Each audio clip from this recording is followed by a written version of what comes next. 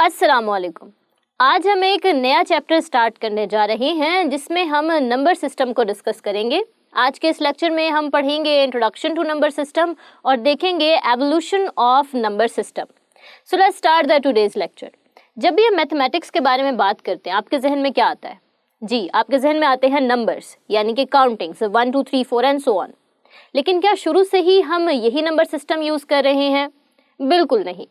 आगाज़ में चूँकि इंसानी ज़िंदगी बहुत ही सादा थी और उस वक्त भी चूँकि लोगों को ज़रूरत पेश आती थी काउंटिंग की, उनको कैलकुलेशन की, तो उन्होंने अपने हिसाब से मुख्तलिफ तरीके इख्तियार किए हुए थे।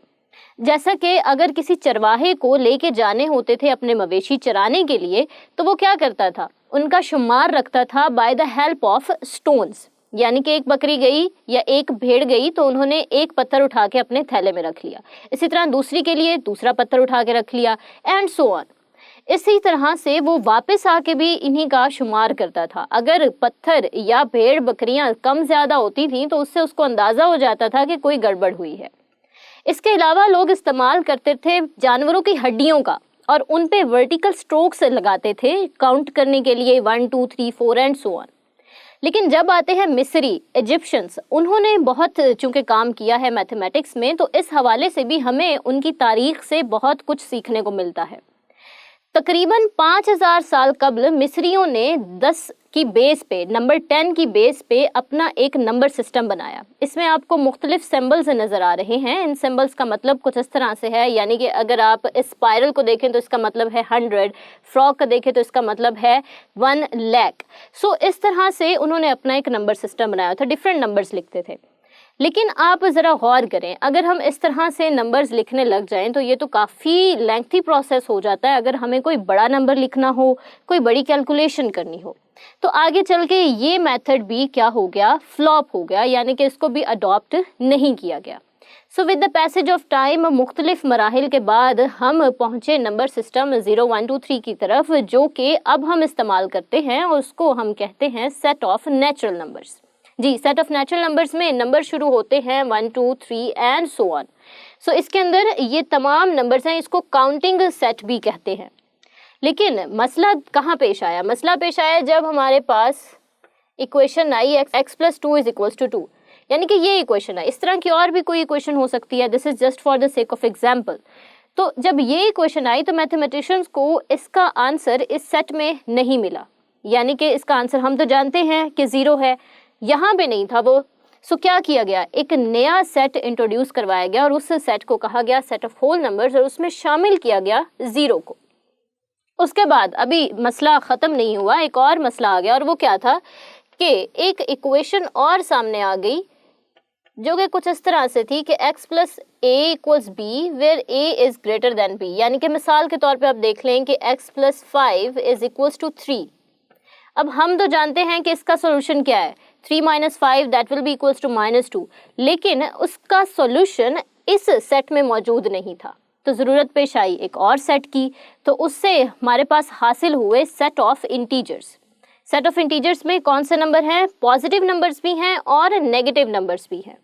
सेट ऑफ इंटीजर्स को z से रिप्रेजेंट करते हैं। अब ये आपने देखना है कि इसको हम z से रिप्रेजेंट क्यों करते हैं।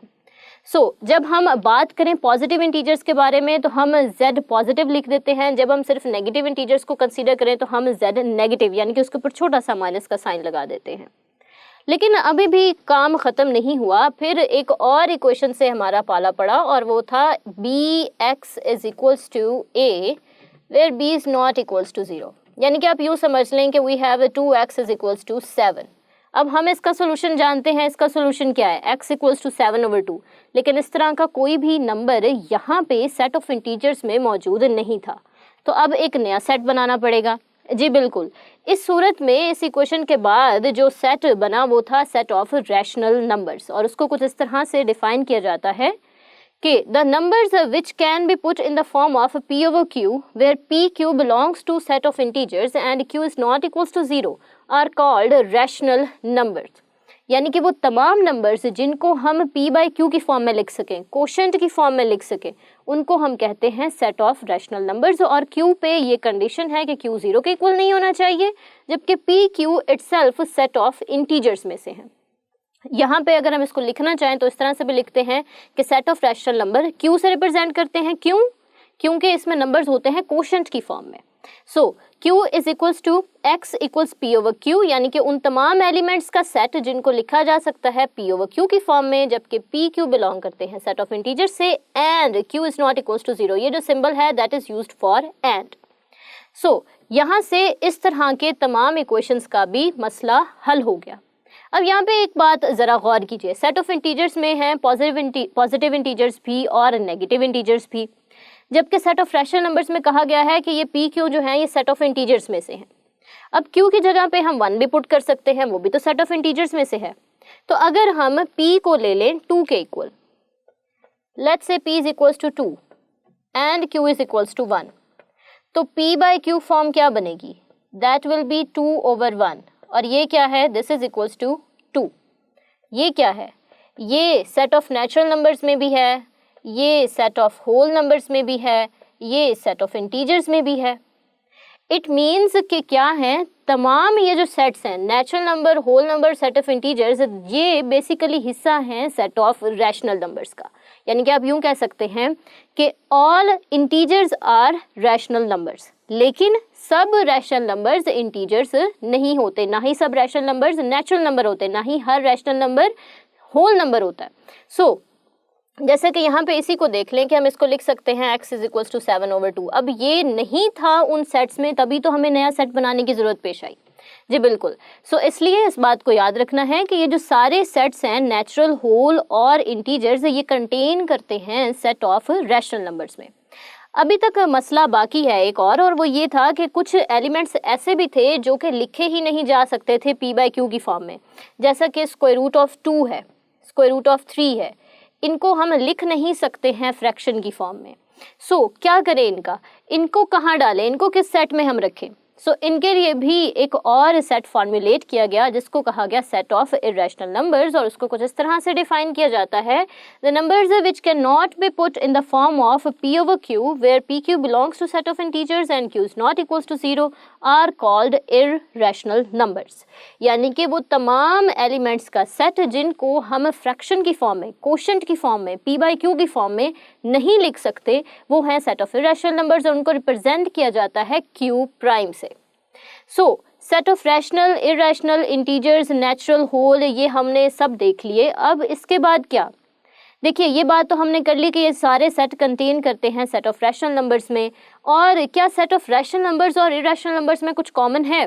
बिल्कुल नहीं। अगर कुछ कॉमन होता तो हमें नए सेट की ज़रूरत क्यों पेश आती? सो बेसिकली ये दोनों डिसजॉइंट सेट है, इनमें कुछ भी कॉमन नहीं है, एक एलिमेंट भी कॉमन नहीं है।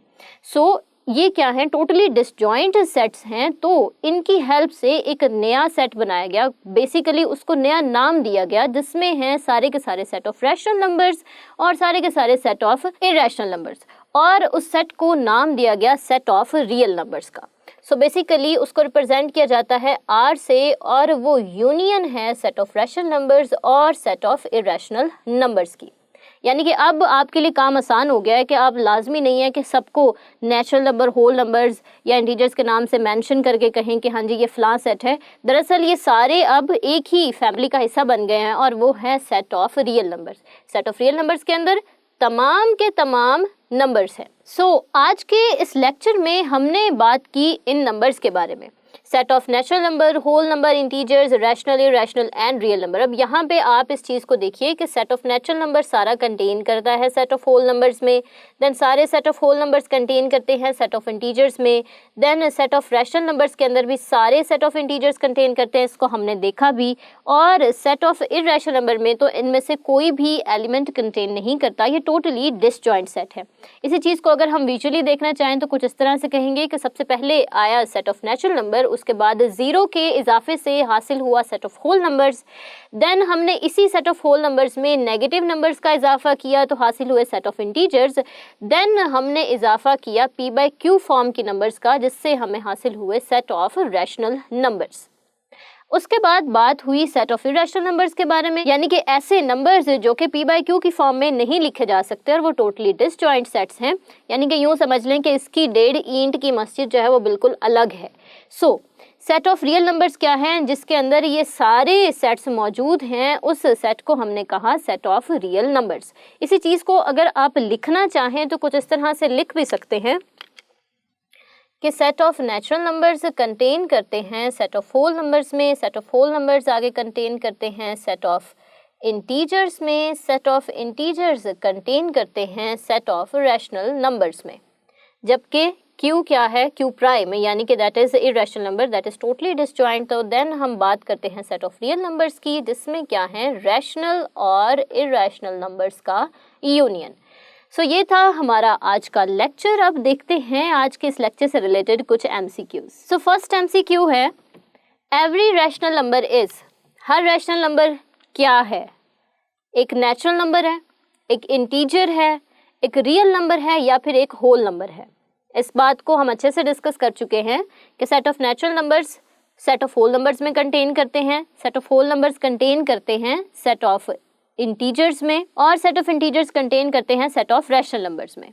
यानी कि हर इंटीजर एक रैशनल नंबर है, लेकिन हर रैशनल नंबर एक नेचुरल नंबर नहीं है, हर रैशनल नंबर एक इंटीजर नहीं है, हर रैशनल नंबर एक होल नंबर नहीं है, लेकिन हर रैशनल नंबर एक रियल नंबर ज़रूर है। सो it's correct option is option see here. Then we have the other MCQ, which of the following is irrational? इनमें से कौन सा ऐसा ऑप्शन है जो कि ऐसा नंबर है जो कि यहाँ पे इरेशनल है? हमें ऑप्शन ए में गिवन है स्क्वायर रूट ऑफ 4/9। अगर आप इसको सेपरेटली सॉल्व करें, स्क्वायर रूट ऑफ 4/9 को स्क्वायर रूट अलग होगा, square root of 4 over square root of 9 that is equals to 2/3। So ये तो एक रैशनल नंबर है, p बाई q की फॉर्म में लिखा गया। इट मीन्स ऑप्शन ए जो है वो हमारा ऑप्शन नहीं है। Then square root of 12 over square root of 3, इसको किस तरह से लिखा जा सकता है? We can write it as square root of 12 over square root of 3। इसको लिखा जा सकता है 4 times 3 whole square root over square root of 3। Square root को सेपरेट करें, square root of 4 into square root of 3 over square root of 3। These will be cancelled out. 4 का square root equal होता है 2 के। अब ये एक रैशनल नंबर भी है, एक इंटीजर भी है, एक होल नंबर भी है, एक नेचुरल नंबर भी है और एक रियल नंबर भी है, लेकिन ये रैशनल नहीं है। उसके बाद है square root of 81। Square root of 81 9 का स्क्वायर, सो इट मीन्स इसका आंसर होगा 9। सो ऑप्शन सी भी हमारा ऑप्शन नहीं है। देन बात करते हैं स्क्वायर रूट ऑफ 7 के बारे में। जी 7 तो किसी का स्क्वायर भी नहीं है, और इसी तरह के तो नंबर थे जिनकी वजह से हमें इरेशनल नंबर्स के लिए सेट बनाने की ज़रूरत पड़ी, इरेशनल नंबर्स का set. So that means it's correct option is option D here. Then we have the next MCQ. Let R, Z, Q, N denote the set of real numbers, set of integers, set of rational numbers and set of natural numbers respectively. Which of the following statement is true? इनमें से कौन सी statement true है? जी natural number contain करते हैं rational numbers में, rational number contain करते हैं real number में। बात तो ठीक है, अगर हम उस सीक्वेंस को यहाँ पे लिख लें से दोबारा से, नेचुरल नंबर्स कंटेन करते हैं होल नंबर्स में, होल नंबर्स कंटेन करते हैं सेट ऑफ इंटीजर्स में, सेट ऑफ इंटीजर्स कंटेन करते हैं सेट ऑफ रैशनल नंबर्स में, set of rational number contain करते हैं सेट ऑफ रियल नंबर्स में। अब फर्स्ट ऑप्शन में क्या बात की हुई है कि नेचुरल नंबर्स, रैशनल नंबर्स और रियल नंबर्स के बारे, बिल्कुल ठीक बात है।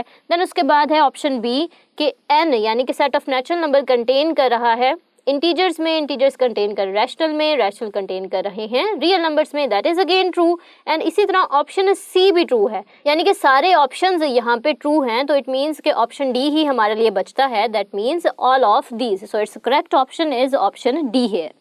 सो ये था हमारा आज का लेक्चर। सो नेक्स्ट लेक्चर में हम डिस्कस करेंगे decimal representation of rational numbers and irrational numbers. Thank you for today's lecture.